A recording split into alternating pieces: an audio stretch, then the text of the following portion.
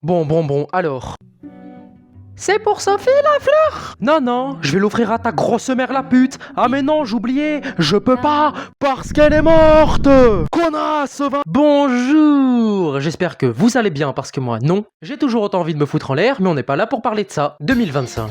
Année qui fut notamment marquée par... je sais pas trop, à vrai dire cette année fut assez bizarre, que ce soit au niveau politique, économique ou même social. Et cela concerne aussi le monde du jeu vidéo, car cette année fut complètement dominée par un seul jeu. Clair Obscur Expédition 33, développé par le tout petit studio français Sandfall, qui a eu un succès plus que retentissant, jusqu'à même gagner les Games Awards. Même si bon ça reste de la merde hein, parce qu'ils ont surtout réussi à gagner la validation de Kojima. Même si bon, entre nous, je pense qu'il a plutôt validé les pieds de l'une qu'autre chose. En bref, le jeu a percé, et qui dit jeu qui perce dit avis critiques divers et variés. Certains disent que c'est le meilleur jeu du monde, d'autres disent que ce jeu est pas si ouf et qu'on en fait tout un fromage, et d'autres disent que c'est un jeu raciste. Et aujourd'hui, moi, Jigba Clubster, je serai votre juge et je vais trancher. Alors, pic obscur, mid obscur ou encore where obscur, c'est ce qu'on va voir. C'est parti. Et tu traites ça avec un an de retard. C'est ce qu'on appelle la justice française, mon ami.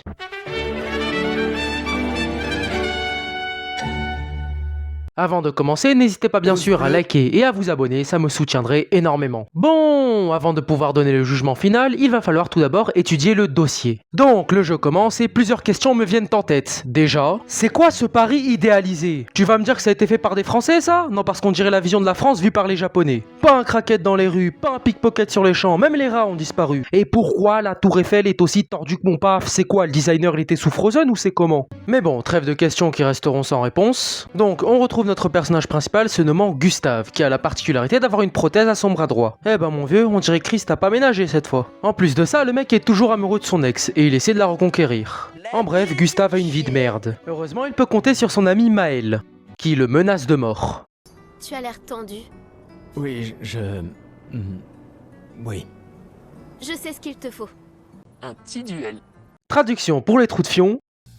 Je suis trop triste, mon ex elle m'a quitté, je vais m'isoler seul dans le noir et écouter du Nirvana. Tu sais Gustave, techniquement si tu es mort, tu ne peux plus être triste. Donc... viens je te bute. Psychopathe de l'année. Après une conversation gênante avec son ex Sophie, direction la fête du gommage. Sauf qu'ici, toute personne de 33 ans ou plus disparaît. Et ce, à cause d'une entité appelée Pinteresse, qui gomme les gens chaque année et qui en plus de ça baisse l'âge limite à chaque fois. Et pour empêcher cela, Lumière envoie des expéditions chaque année pour essayer de l'arrêter. Donc après avoir vu son ex crever dans ses bras, Gustave rejoint l'expédition et avant de s'en aller pour une grande aventure, on va d'abord à la fête de l'expédition. Allez Gustave, on remue son petit boule, c'est la fête. On rejoint donc l'expédition 33, qui n'est pas la 33e expédition, vu que dans ce jeu on compte à l'envers, ça commence à 100 et ça finira probablement à 0. Ce qui fait que techniquement on joue l'expédition 67, et si t'as pensé au fait un 6-7, sache que tu iras en enfer. Et c'est mérité. Mais bon, après s'être fait une petite beauté, vas-y fais-moi rêver. Mago, arrête la coiffure, mets-toi la charcuterie. Et des adieux déchirants. Oula, doucement avec les bras, je croyais qu'on était en France, pas en Allemagne. On part donc à l'aventure, et à peine arrivé, on tombe sur... Caris. Je vais te briser tes os, je vais te boire ton sang. Nos amis crèvent tous, Gustave hésite à passer l'arme à gauche, et c'est là qu'intervient... Quand l'un de nous tombe, on continue. Visiblement Thibaut InShape. Rien à foutre de ta dépression, rien à foutre de tes excuses, rien à foutre de ton petit cœur brisé. Et tel cet homme, après les paroles de Saint Thibaut, notre héros se relève et on part retrouver tous nos compagnons de l'expédition. Et pour moi, il est l'heure de faire les présentations.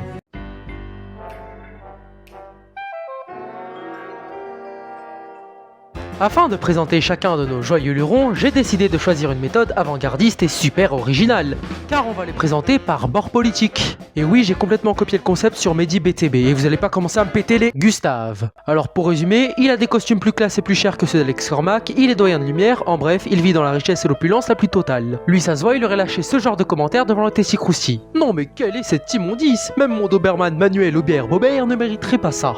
Donc, droite bourgeoisie. Lune. Elle fait de la sorcellerie avec des cailloux qui brillent, elle joue de la guitare en pleine rue et se balade pieds nus dans la nature. En bref, Lune est une clocharde hippie. Donc extrême gauche punk à chien, même si bon, elle a un petit côté aura farmer.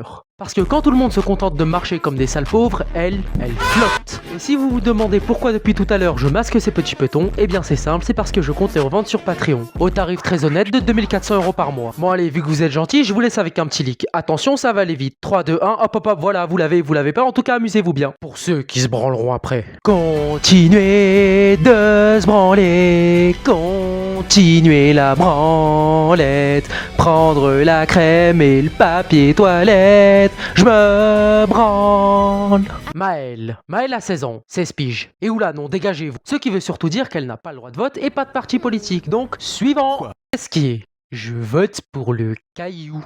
D'accord, Esquier. Suivant. Ciel est algérienne, voilà, je le dis. Non, parce que quand ton premier réflexe, quand tous tes potes disparaissent, c'est de te zérafer d'aller te taper dans une arène, je sais pas vous les gars, mais moi je dis réflexe de blédard. Et sachez que c'est un Algérien qui vous le dit. En plus de ça, elle est super chaleureuse et sympa avec tous ses potes, elle se ramène toujours en 3v1 avec ses saps quand il y a bastos, et puis vous croyez que c'est pourquoi que c'est le perso le plus boosté du jeu. Puissance des aides, les gars. Moi, depuis cette théorie, je la vois avec un maillot de l'Algérie. D'ailleurs, c'est pour quand le skin Sandfall. Puis si vous me croyez pas, regardez ça.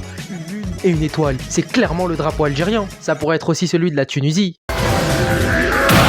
Les inventeurs de la moulouria n'ont pas le droit à la parole. Parti politique? Franchement, je sais pas. Monoko, c'est un collectionneur de pieds. Même si bon, ça, on s'en beurre. Car c'est surtout un opportuniste qui se place toujours du bon côté et ne pense qu'à lui. Et en plus de ça, il passe son temps à péter les capacités de ses ennemis. En bref, Monoko, c'est le centre, je prends que ce qui m'arrange. Verso est un nihiliste boomer dépressif. Non, c'est tout, c'est juste un nihiliste boomer dépressif. Renoir. Attends, mais il fait pas partie de l'expédition, c'est l'antagoniste. Ouais, sauf que là, j'ai besoin d'exprimer ma colère. Non, parce que quand ton premier réflexe, quand tu vois des semblables, c'est de leur mettre des trilles Tarstorm 4, je suis désolé, mais avoir un tel niveau de haine, c'est une dinguerie. Extrême droite. Extrême droite pour cette pourriture. Je te pardonnerai jamais pour la mort de...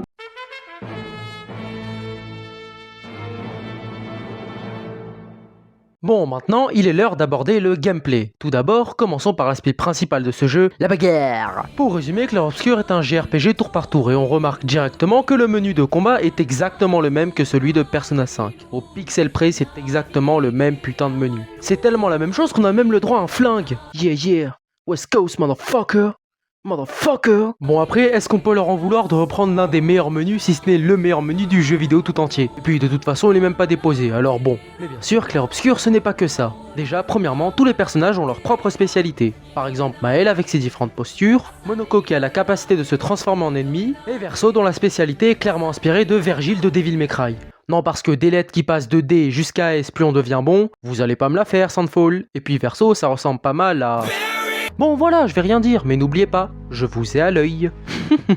On aura aussi les attaques gradients qui sont des espèces de grosses attaques ultimes. Tiens, mange mon flot de cartes dans le cul! Autre particularité de ce jeu, c'est que lorsqu'on se fait attaquer, on ne se contente pas de subir. Car là, on a la possibilité d'esquiver les attaques de nos ennemis. Et oui, c'est complètement la même chose que dans les Mario et Luigi. Même si bon, l'esquive, c'est vraiment un truc de... merguez. La merguez ne fait que esquiver les attaques. Ouais, mais c'est plus pratique, en plus j'arrive pas à parer. Et pourquoi tu n'essaies pas au moins? Ouais, mais... Allez, tais-toi et fais place au Hunter. Le Hunter n'esquive pas, c'est un vaillant, il part les coups, et ce uniquement à la force de sa jawline et de son énorme... Non, au premier degré, je vous conseille réellement d'apprendre à parer. Surtout si vous décidez de faire le endgame. Dernière particularité, on pourra optimiser nos persos à l'aide des pictos. Les pictos, c'est un système de personnalisation qui te permet d'équiper des bonus passifs pour adapter ton style de jeu et renforcer tes personnages. Merci beaucoup ChatGPT. Pour le résumé qui résume bien. En bref, le gameplay est tout simplement excellent. Et oui, même si le gameplay est bon, il n'est pas non plus parfait. Déjà, on a le fait que les combats deviennent complètement lisibles, surtout vers la fin du jeu. Non, parce que c'est bien beau de mettre la caméra 40 mètres plus loin, mais si c'est pour ne rien voir, hein, on pourrait s'en passer. Il y a aussi le fait que plus tu joues, moins tu attaques. Parce que tu passes de j'attaque, tu attaques, j'attaque à il attaque, il re-attaque, il re-attaque. Bon, je vais me faire un café, dis-moi quand je peux jouer surtout, hein. Merci. Autre défaut, les menus de picto qui sont complètement bordéliques. Non, parce que si ma chambre de puant remplie de mouchoirs parce que je suis enrhumé est mieux rangée que ton menu, c'est qu'il y a un problème, et un gros à mon avis. Même si ce ne sont pas les défauts les plus importants du gameplay, le véritable problème reste l'équilibrage. Sérieux, les persos que ce soit Ciel, Verso, Monoko, Lune, Gustave ou Maëlle, ils sont tous super pétés. On défonce nos ennemis sans aucune difficulté. Pour vous dire, j'ai joué au jeu en mode normal et pourtant j'avais l'impression d'être en mode facile. Il y a un vrai problème d'équilibrage qui gâche grandement le gameplay, ce qui est franchement dommage. Mais bon, après, le gameplay de Clair Obscur, ce n'est pas que de la baston, car dans ce jeu, on pourra aussi explorer divers lieux à l'ambiance unique, comme la gare de Monoko. C'est vrai qu'avant la fracture, les trains qui partaient de Lumière allaient dans tout le continent? Ils étaient toujours en retard, mais oui, c'est vrai. Ah, là je reconnais mon studio français, là je reconnais mon jeu bien franchouillard. On aura aussi les plages gestrales qui sont des défis de plateforme et on sent clairement que le jeu n'a pas du tout été fait pour ça. En plus, tout ça pour gagner une vieille fête et un maillot de bain. Votre fanservice ne marchera pas sur moi, Sandfall. Vous ne m'aurez... Oh! Ok, vous m'avez eu. Enfin, on aura la tanière de la sirène qui est pour moi le lieu le plus beau du jeu. Son ambiance onirique, son architecture incroyable. En bref, je ne sais pas trop quoi dire à part. Magnifique! On pourra aussi trouver des marchands, pour ceux qui payeront après, que tu dois tabasser pour avoir certains de leurs produits. Quel magnifique concept! Je veux ça? Non. Et maintenant je peux l'avoir? Oui. On aura divers secrets sur la map, comme par exemple les enregistrements des autres expéditions. Où est l'expédition 67? Non, pas la 68, pas la 69, pas la 54. Où est la 67? La 67. Enfin, l'expédition 67, l'expédition 67, l'expédition 6-7. 6-7. Dernière feature, le système de relations, qui est clairement lui aussi inspiré de Persona 5, mais qui est surtout bien moins maîtrisé que dans ce jeu, même si bon, j'en parlerai plus en détail dans ma vidéo sur Persona. Attends, ça fait 2 fois qu'on parle de Persona 5. Est-ce que ça annoncerait pas un petit test sur ce jeu? Abonne-toi, mets la cloche et c'est le Train de la hype, tout à fait.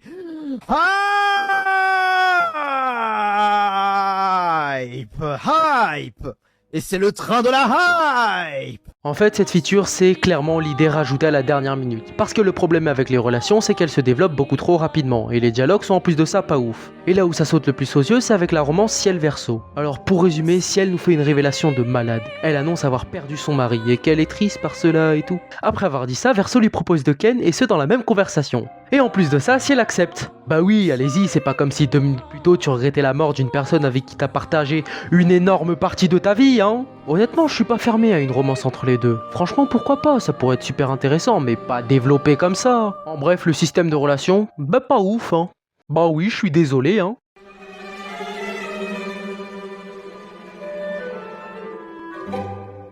Bien sûr, comment parler de Clair Obscur sans évoquer sa musique? Alors, elle est magnifique, elle est très belle, elle est très jolie, mais pour moi, elle a quelques brûle sur le bushai de Novigrad, démon hérétique, infidèle. On se calme. Le défaut, c'est que la musique est toujours la même, enfin, pas au sens littéral, je vais m'expliquer. Le problème, c'est qu'elle ne se différencie pas assez, j'ai l'impression d'entendre les mêmes sonorités, la même manière de jouer, la même manière de chanter, etc. En bref, la même ambiance à chaque fois. Pour vous dire, là en ce moment, pendant le montage de la vidéo, j'écoute la bande son et je pourrais même pas vous dire le titre de la chanson que j'ai dans les oreilles, alors que je l'ai écouté des dizaines de fois cette bande son. Bon, je vois que vous êtes un peu perdu, alors je pense qu'un exemple sera plus parlant. Nous allons comparer avec un autre jeu, Undertale. Je vais lancer 3 OST de boss d'Undertale complètement au hasard, que nous allons comparer avec 3 OST de Clair Obscur complètement au hasard aussi.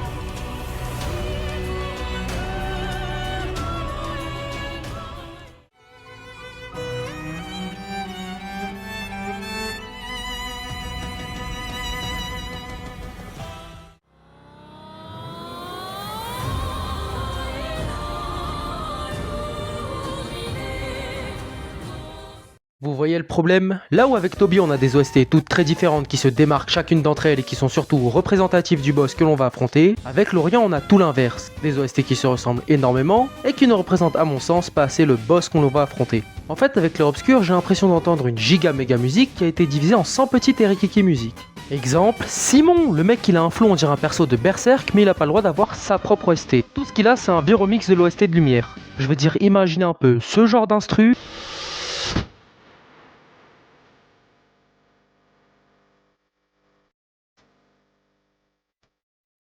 Sur ce genre de voix.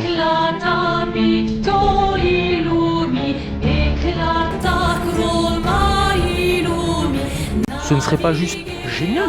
Enfin bref, la musique a pour moi le potentiel d'être bien meilleure, même si elle reste plutôt pas mal. Bon, maintenant que nous avons fini de parler du jeu, nous allons maintenant parler de tout ce qu'il y a autour. Il est maintenant l'heure d'aborder les polémiques.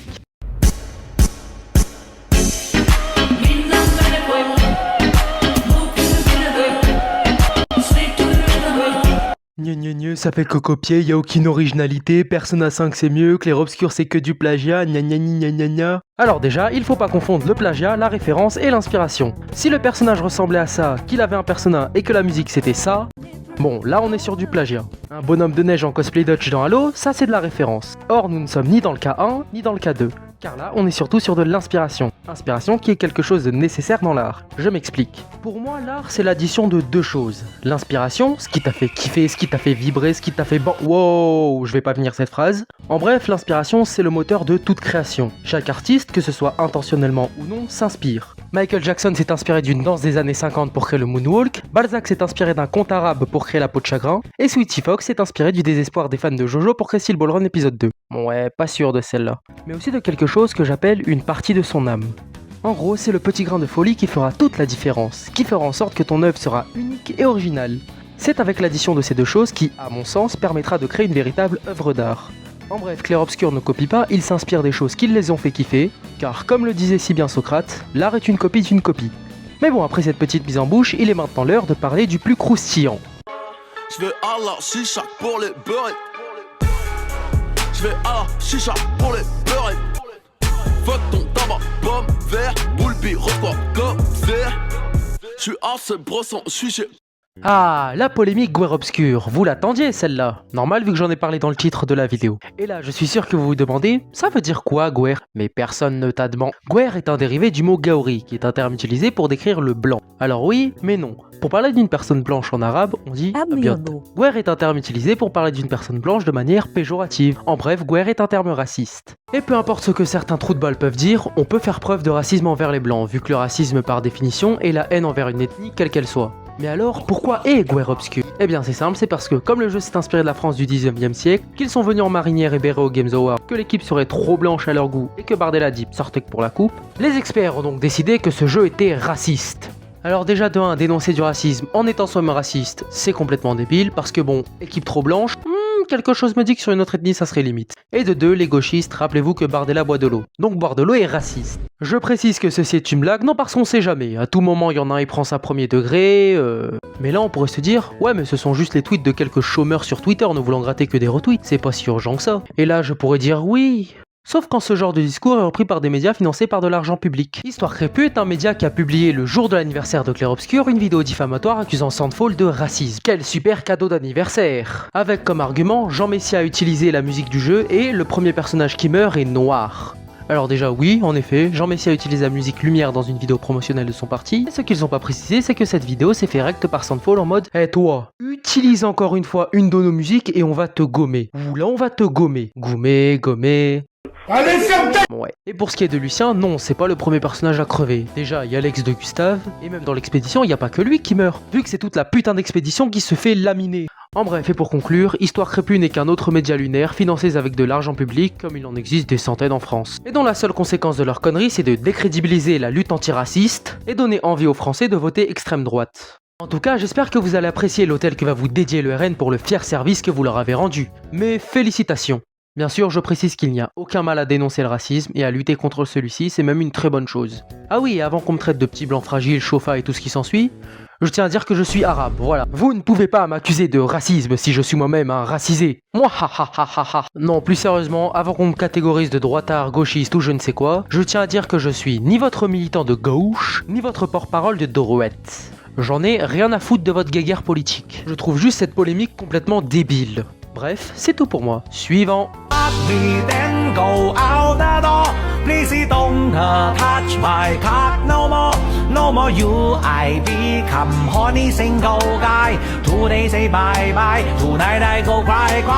Bon, maintenant que j'ai bien défendu Sandfall tel le bon petit chien-chien que je suis, il est maintenant temps de mettre quelques petites claques éducatives. Plus simplement, on va parler de la polémique de l'Académie Clair Obscur. Alors, est-ce que vous voyez cette BD? Bon, ok, elle a l'air sympathique, le dessin est très joli, mais c'est pas la question. Voyez-vous le problème avec cette BD? Bon, je vais pas faire durer le suspense plus longtemps. Pour résumer, cette BD a reçu une plainte de la part de Sandfall ou de Kepler due à l'utilisation des mots clair obscur dans le titre. Sachant que le clair obscur est une technique de peinture, donc un nom commun. Et je sais que je suis aussi bon en droit que je suis bon en drague, mais je pense pas qu'on puisse copyright des noms communs. Sinon, demain, je dépose le mot de haut torrent et je vous fais payer 100 balles à chaque fois que vous l'utilisez. Attention Sandfall, ne commencez pas à nous faire une Nintendo. Bon, aujourd'hui, la justice est clémente.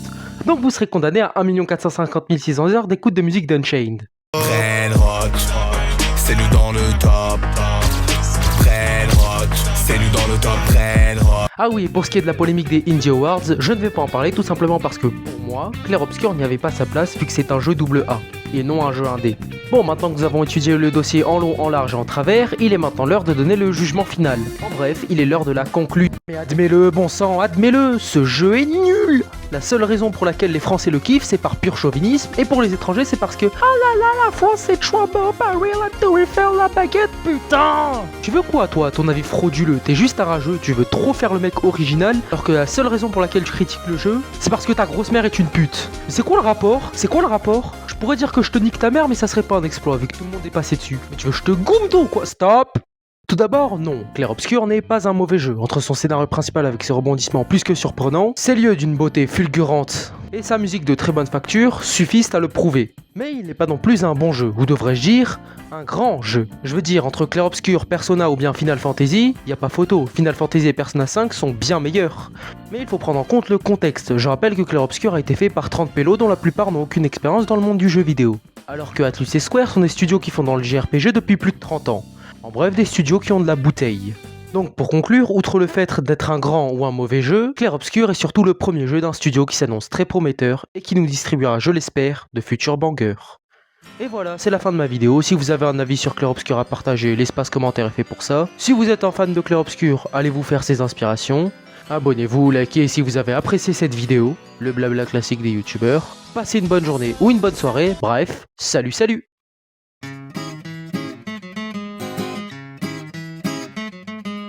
Death to America and butter sauce. Don't boil me.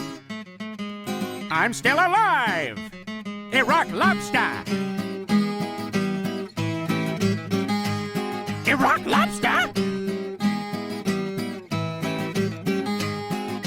Mais du coup, c'est pour ça fait la fleur. Putain.